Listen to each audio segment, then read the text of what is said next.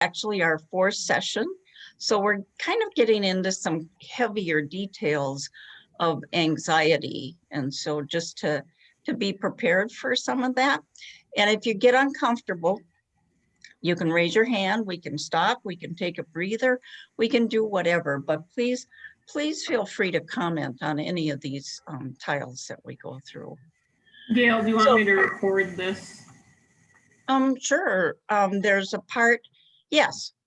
And when we get into the individual stuff, we'll see if people are willing or want to share or talk. And then it might be time to. I'll stop recording for that part. Okay, thank you. So the schedule tonight is we're going to talk about the events that happen to us and how that leads to thought, that leads to feelings, and that leads to behavior. And then that kind of leads to guilt and to anxiety, not always guilt, but anxiety and stress, right? So I also want to talk about how we process information, which is many of you taught at one point, so you'll know all of that stuff. And so, but you might have a lot to add at that point. So, and then the last one, oops, I gotta go back, sorry, back. Yeah, so the last one is really where we're talking about, look where, oh yeah, cognitive distortions. When we talk about cognitive distortions, it means that we've developed maybe an error in how we think about some of these events. And so it's actually a list of some of those cognitive distortions. And I think whenever I read through that list, I automatically associate with quite a few of them. And then we'll kind of end talking about what true humility is. So when we think about the events and situations are usually something outside of ourselves. And sometimes we just find ourselves in them, right? Kind of like maybe our family happens, right? And we find ourselves in them. Or you're going to ride a bike and you'll find that, or maybe you're in a car accident and the other person gets very upset. And you weren't at fault, but you kind of wonder about all of that. So when we talk about these events, it can be anything, or it might really be nothing. Sometimes it's just our thoughts, right? When we think about the past or something, they kind of get going. Some of them are big events where we might be talking about illness or some other, I'm going to change this. More, just a second.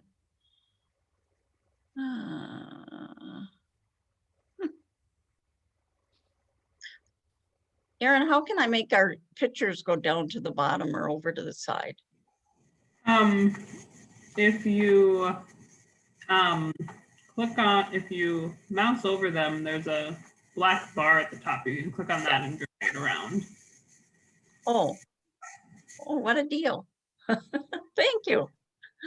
Okay, and so, but sometimes they're big events like floods or somebody getting in our family getting sick.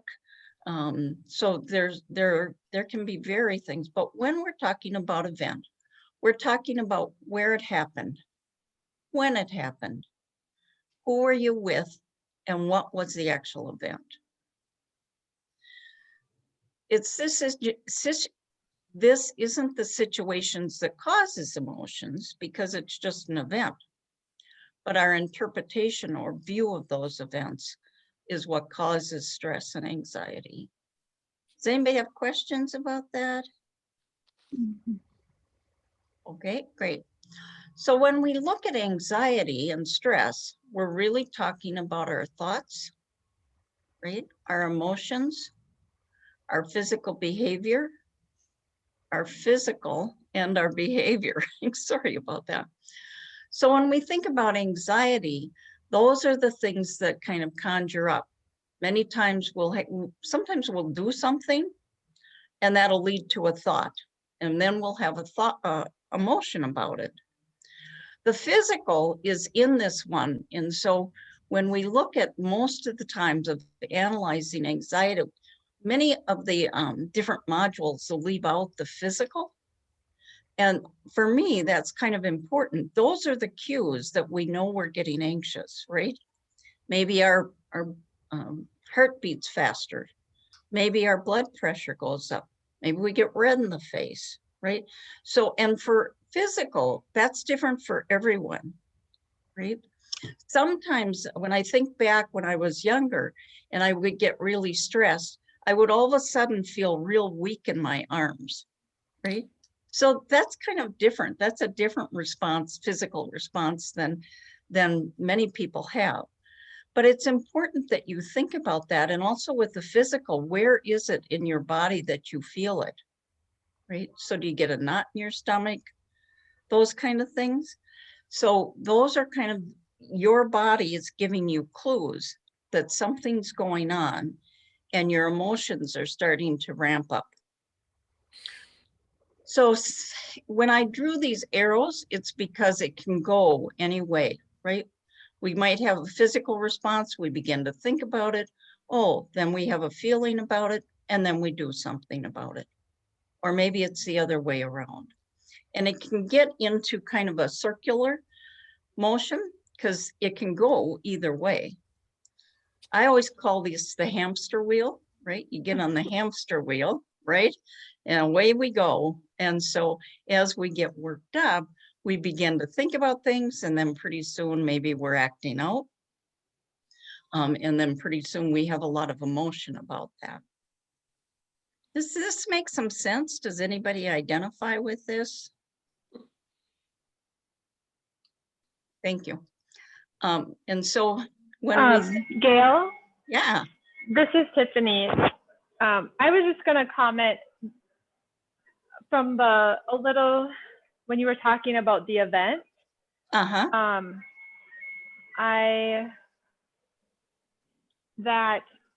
just kind of, have me thinking or processing, because I feel like there's some situations in our life that are, it's not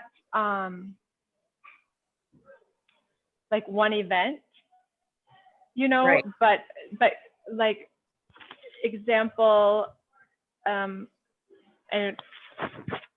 I'm trying to pick my words, for me, like the birth of a child with like severe special needs. And I know Julie, if you're on, I can't see, I could look here, but you shared just, so kind of like a constant, Yes. It's not like one thing, but like daily moments, there's some that come and go, but just kind of figuring how that, figures in, or, how I'm processing that. So I just wanted to share that. And I didn't share a lot in my intro. So I just wanted to say to the group that hearing, oh, my kids are going, that listening to everyone's was a real honor. They're sharing, and I look forward to doing that. And it has, just what an honor that was last week. And then just giving voice to that bit, that's part of my story, and just that kind of constant, living with. That's why it's, wasn't like just one event, but like living with. So now I'll get my daughter off the table, okay?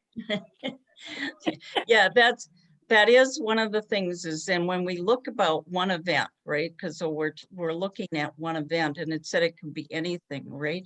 So if let's just use a flood, right?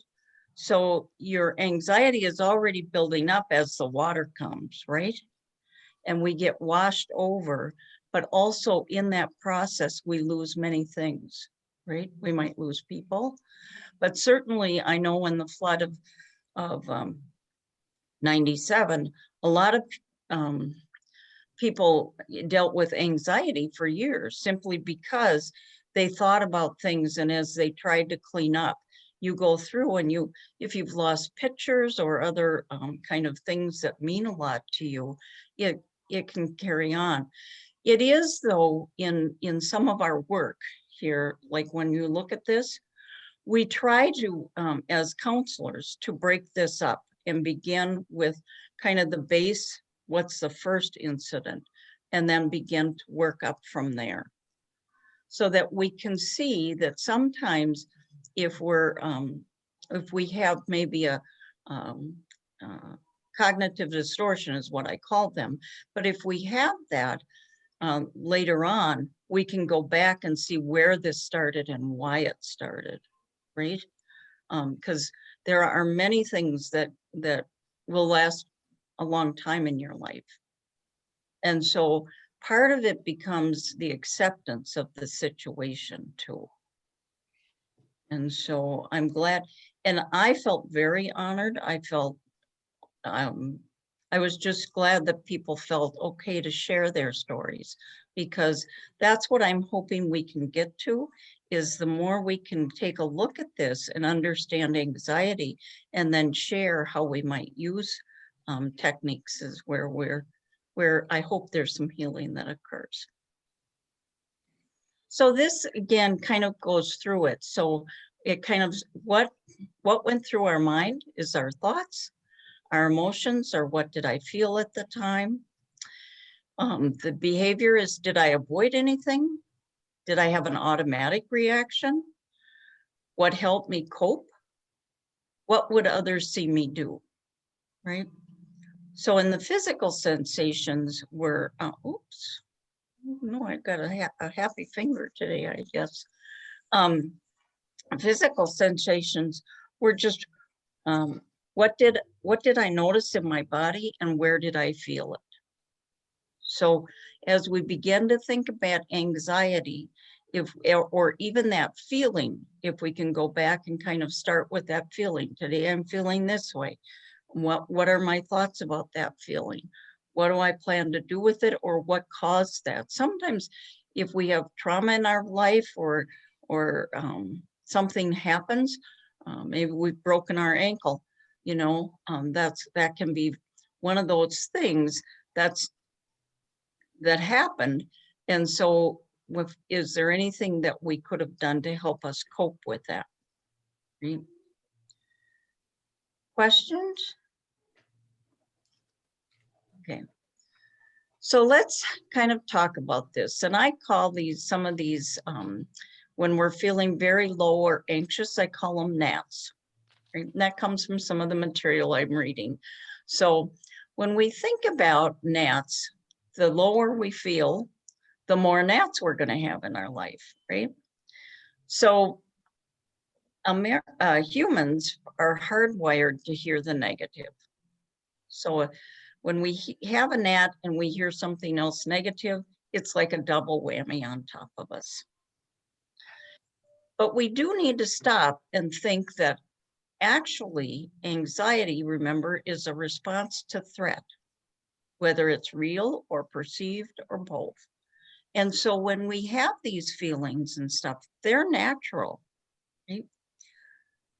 It's an emotion. And so, and that response to a threat is kind of either gets us going or weighs us down. And so can we deal with that kind of response? And part of the threat, when we think of anxiety, it's really many times is an overestimation of the threat or an underestimation of the individual's ability to cope. And so when we think of some of the things that we've gone through, we think, well, these were real, they were huge, right? But the truth of the matter is, when you begin to deal with it, even the flood, you think, what can I do today, right? And if you can cope with it today, then every day begins to build on itself. That's why I'm saying you will always have anxiety in your life. But the more that we can begin to deal with that and have a fair understanding of what our ability to cope is, then we're able to move on. However, if it gets debilitating, then you want to get help. You want somebody to help you. And so as we look at this one, right, and this one, This is really cognitive, what we call CBT, or cognitive behavioral therapy. So if you're going to go to a counselor, they're going to begin to talk about the events in your life and what were your thoughts and what were your emotions and what did you do about that? Where did you feel in your body? And you begin to work through them individually. So the reason I bring this up is a therapist's role is really to ask you the right questions to guide you down a path to wellness. So anybody who says their counselor or their therapist is healing them is not true. You really get to the point where you can think through these things, you heal yourself. It's kind of like when we were talking about that drug, right? The cuddle drug. The more we talk, the more it releases those hormones into our mind to help us deal with this. It's when we hold it in and we don't get to talk to anybody that's hard. And that's one of the things that's made it hard this year is, you know, my husband is great, but there are certain topics I'm not probably going to talk to him about, right? We share a lot. We share everything almost. But at the same time, if I'm going to wail and whine, I probably won't be talking to him, right?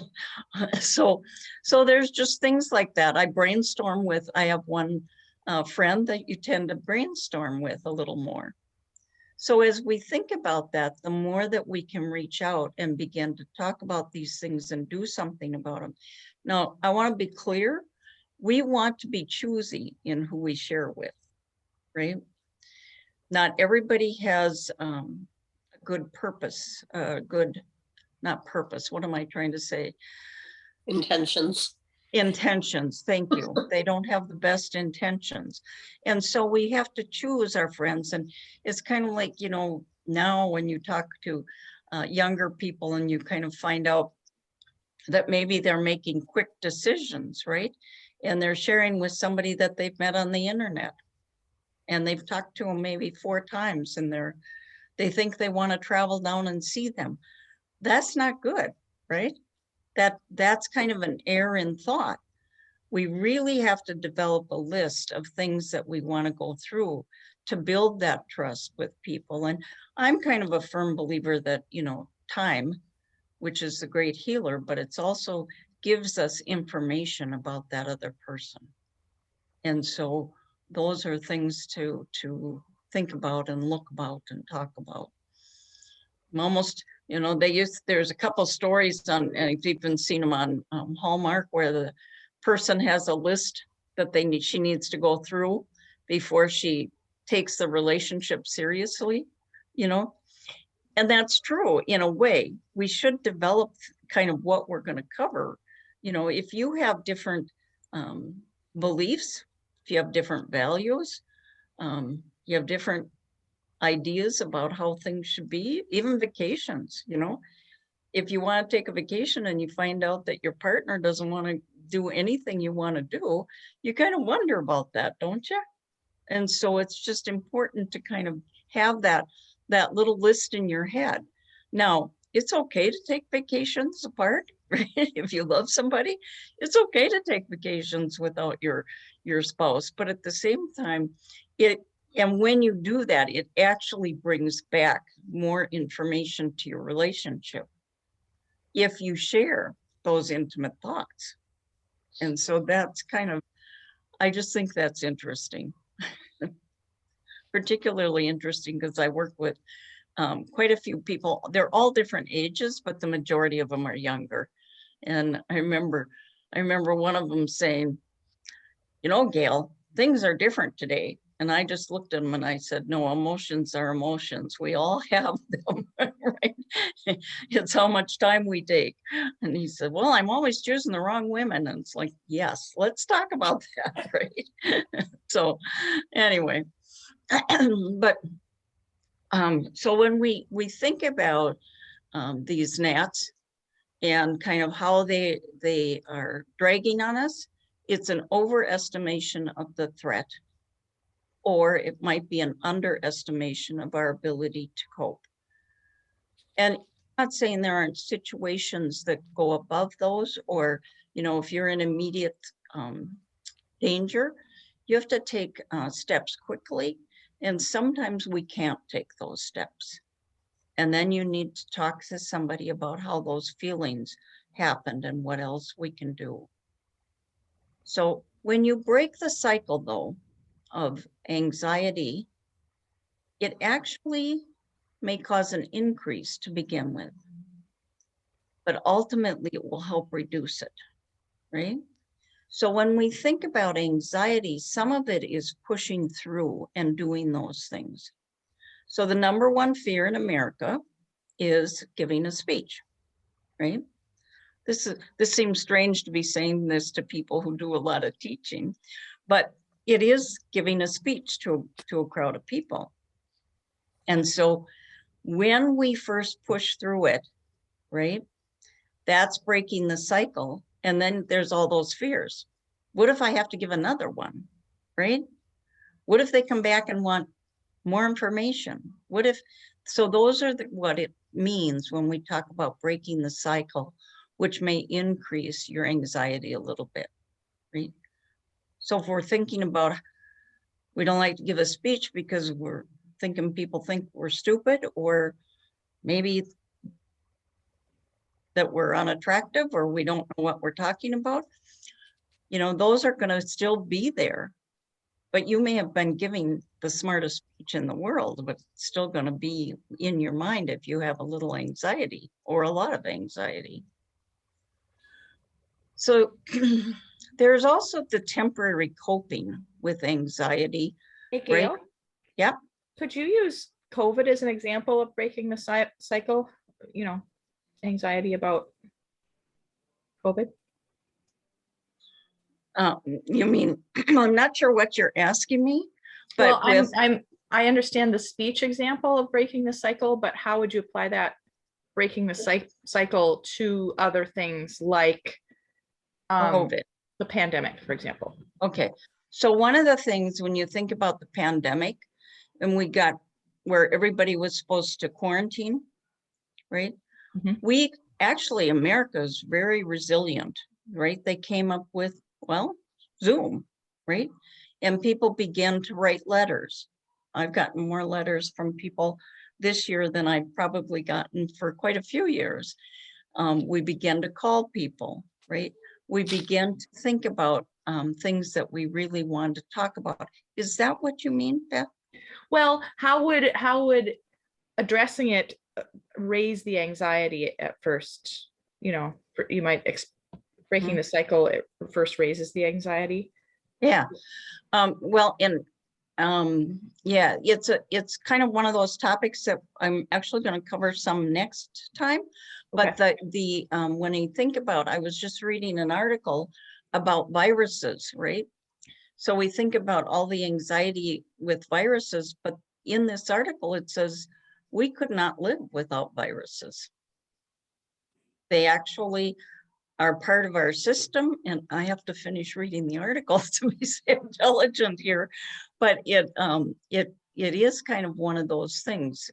And so when you talk about pushing through the pandemic, we're not going to push through the pandemic. We're going to learn the coping skills to deal with it. Oh, okay. Is that? Yeah. Okay. Okay. So when we look at temporary coping, though, that is where, like if I think of people who maybe are starting to get a lot of agoraphobia, right? They don't want to go outside. And so by avoiding it, that's called a temporary coping skill, right? And it's a temporary good fix, right? It works. But if we're going to do something different, but so the temporary fix is actually what maintains anxiety in the long run. So if we think about agoraphobia, where you decide to stay inside, all of a sudden you feel good, right? Oh, but you also thought you might get a steak for supper and you can't go to the store. because you have to go outside to get there. Does that make some sense? Yeah. And so part of it is really clarifying your values and your goals. But many people will avoid many things. Most people avoid giving a speech, right? But the truth of the matter is we all have things to say. And the sooner we do it, the more we're going to be comfortable talking with people and giving that speech. And there's lots of different techniques. If you watch any of the speakers who talk at conventions, you'll see them up there.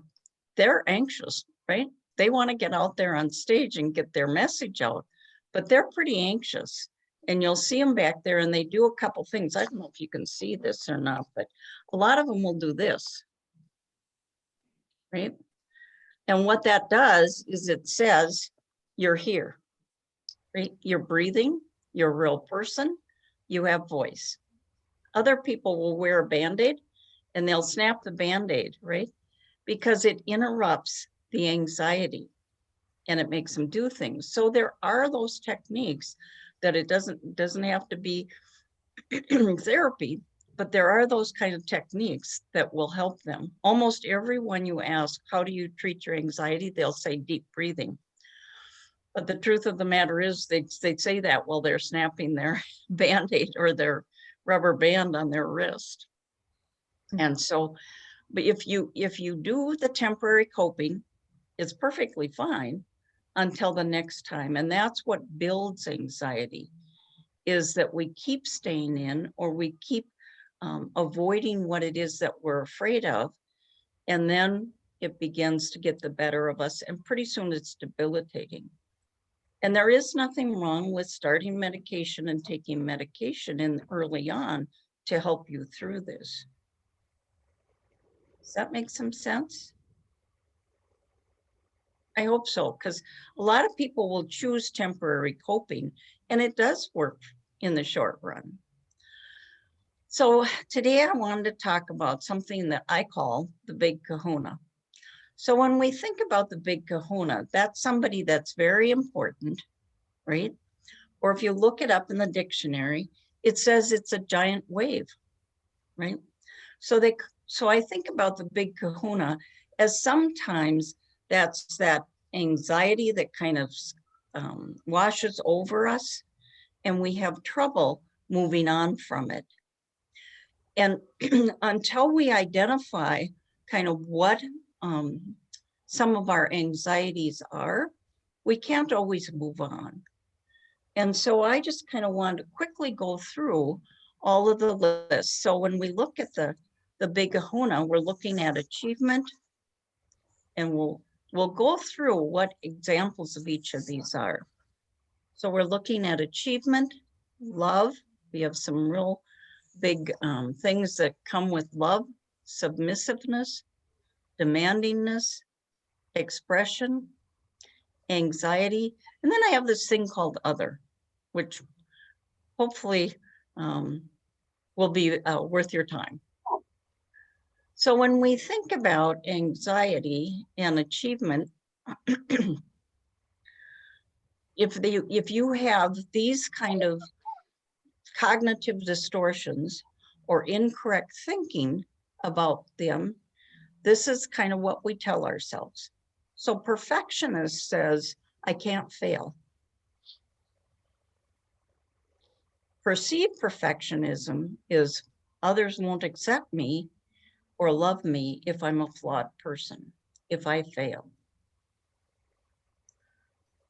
An achievement addiction is worthiness depends on achievements, smarts, status, looks, income, or talent. So sometimes I think about this, and we all have some of this, and sometimes it's good. Remember I talked about my mother, right? Every time she changed clothes, she would ask how she looked, right?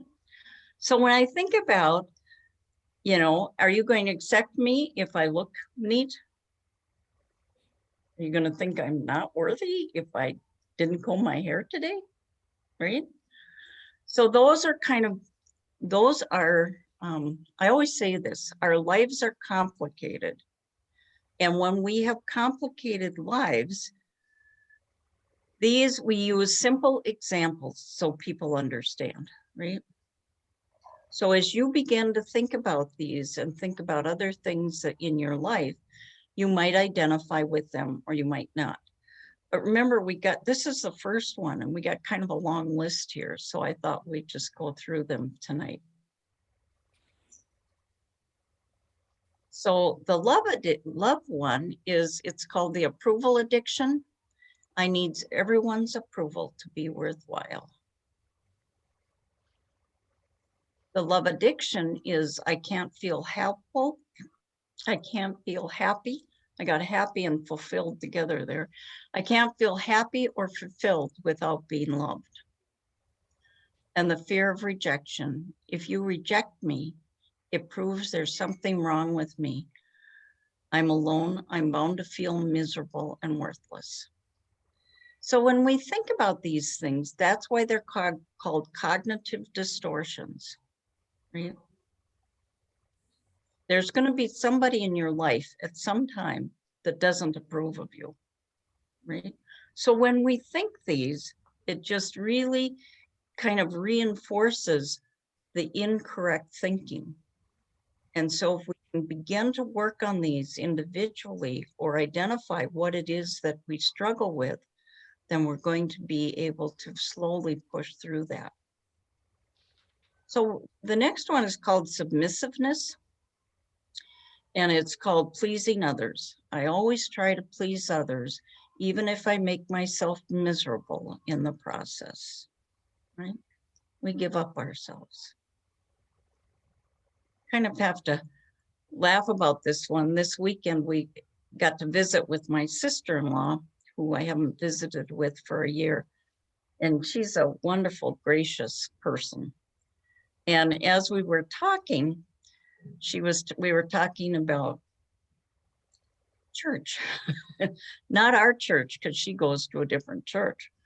But she said, I know they want me to visit this woman. She said, because she's all alone, but I just can't. Said, I just can't. And you could just see her struggle in that because she's a very giving person. But she kind of put her hand to her head and said, I just can't do it. Not this time, right? So we all have some of that. Conflict phobia, people who love each other shouldn't fight. And the truth of the matter is, sometimes when you have a good argument, you can figure out what the other person thinks or what they want, or a little bit more about them. And it brings new things to your relationship. Now, when we talk about fight, we're talking really about arguing, not physical fights. It's never okay to have a physical fight. Self-blame. Problems in my relationship are bound to be my fault. So you know people where there's a relationship and the respect maybe isn't as high as it should be. And how they interpret that is that it's my fault. Truth of the matter is they maybe were just disrespected or weren't listened to.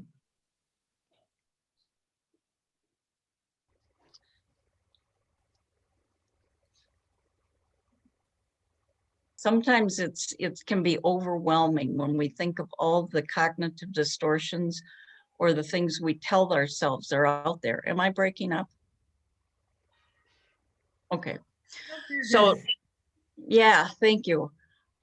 It popped up that my internet was unstable. So demandingness, other blames, the problem in my relationships are the other person's fault, right? So sometimes we get kind of a distortion is that we're right and the other person's wrong, right? And the truth of the matter is that you each have your own opinion and you may not decide that the other person, that you want to do what the other person wants to do, but it may not be fault. Entitlement. You should always treat me in the way I expect. I love this one because sometimes when you're in a family, your family does things certain way, and so they automatically think that there's a right way or a wrong way to do something, right? And you might feel different. But the way to do that is to tell them. You know, I had to laugh because my aunt, who passed away many years ago, the one thing that she taught me was about communication. She said her husband came home at 4 o'clock every day. He worked from 6 to 3:30 or whatever. And she said, there's only one thing he expects of me, and that's that I'm home at 4 o'clock so he can have his coffee. And during his coffee time is when they talked about the day. She would always find out how his day was. And she said, if I'm not there at 4 o'clock, I will hear about it, right? And the only way we know that is if people tell us, we tell them what we expect. Sometimes because we're kind of undecided in what we expect, we don't talk through it. And then we might give mixed messages. I think that happens a lot. And truth, I'm right and you're wrong. So those are kind of the ones that are there. Anytime you have a feeling, you know, you have a right to a feeling, and your feelings are right for you at that time. You may change them later, but they're right. And depression, let's see, I'm trying to, nope, whoops, sorry. Depression is hopelessness. My problem could never be solved. I could never feel truly happy or fulfilled. So when people are in this state of mind, it's important that they begin to get treatment. Serious depression works best when you have some kind of talk therapy and medication. So if it's, you know, sometimes we use the terms loosely, right? Oh, I'm depressed today. And so when we talk about serious and debilitating hopelessness, it's time to get help. And worthlessness or inferiority. I'm worthless, defective, and inferior to others.